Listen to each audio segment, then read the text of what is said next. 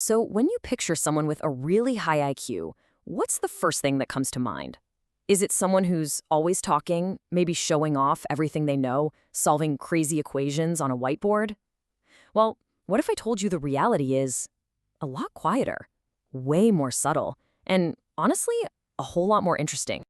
Okay, let's just break this down. That whole stereotype of the loud, showy genius, yeah, that's pretty much a myth, something straight out of the movies. Psychological research actually shows that real intelligence often pops up in ways we might totally misunderstand.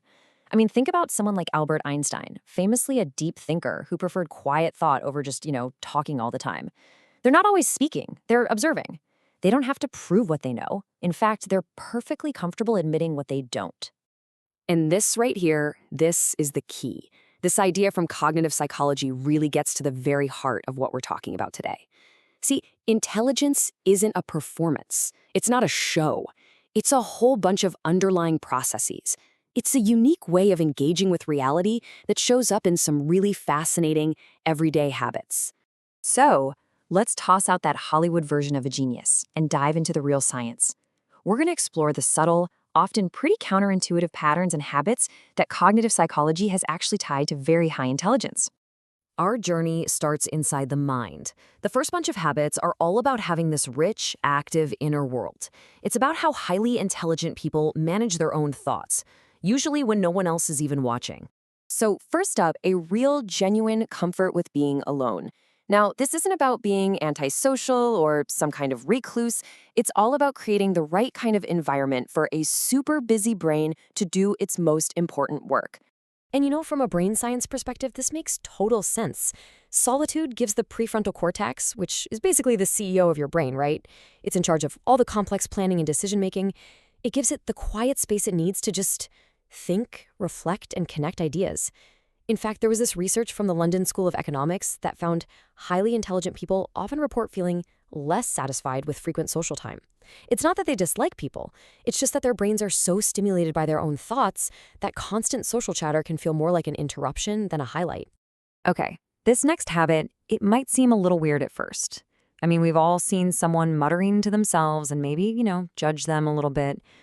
But a lot of the time, it's actually a sign of a highly efficient mind just doing its thing. Psychologists have a name for this. They call it self-directed speech, and it's a super effective cognitive tool. By actually verbalizing your thoughts, even if it's just a whisper, you can organize really complex ideas, sharpen your focus, and even give your working memory a boost. It's kind of like narrating your own thinking process, just to keep it all crystal clear and on track. This active inner world also explains a habit that often gets mistaken for anxiety or being indecisive: overthinking.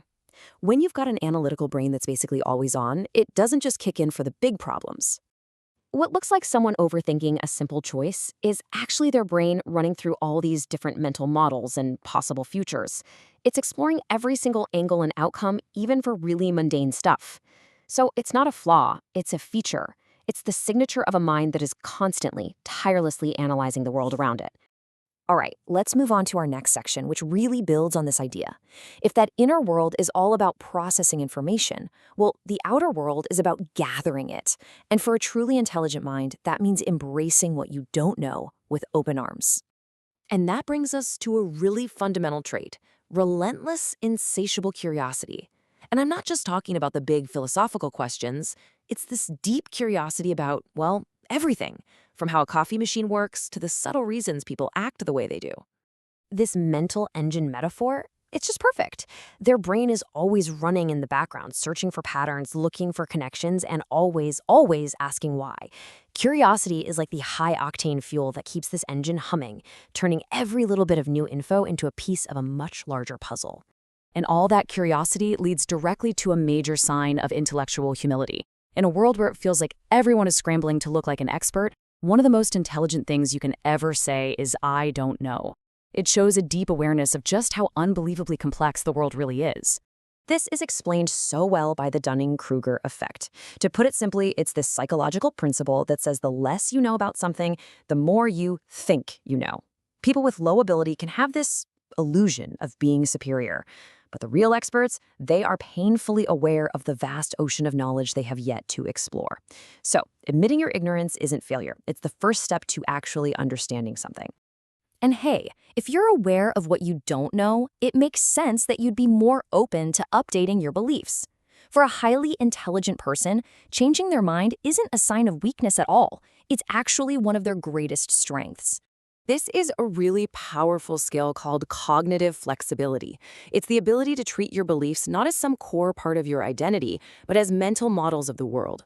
Think of it like this. You have a mental map of reality, and you're constantly and willingly updating that map with new, better information, instead of just stubbornly clinging to an old, outdated version. So let's just pause here for a second and think about this. Someone who's quiet might come across as aloof. Someone who admits they don't know something might seem uninformed. Someone who changes their mind could look weak-willed. How often are we completely misreading the clearest signs of a deep, flexible intelligence at work? Okay, for our last section, let's look at a few more of these surprising patterns. These are the habits that really fly in the face of that traditional genius stereotype and show how intelligence plays out in some really unexpected ways. Here are 3 really fascinating ones. First, a sharp sense of humor.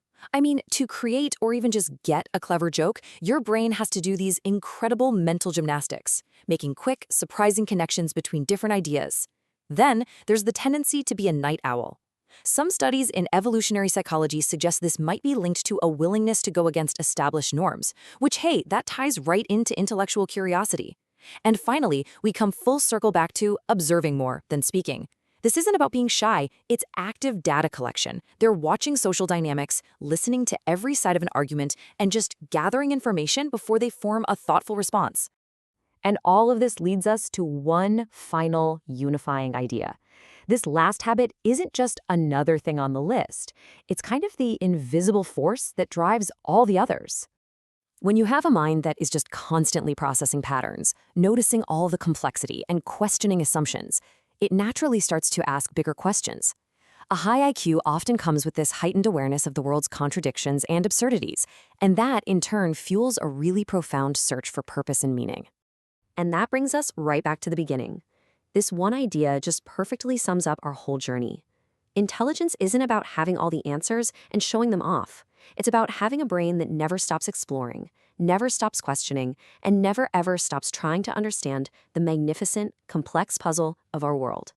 And maybe that's the truest sign of intelligence. Not a statement, but a quiet, persistent question that just sits there in the back of the mind. Why do we think the way we do? That's definitely something to chew on.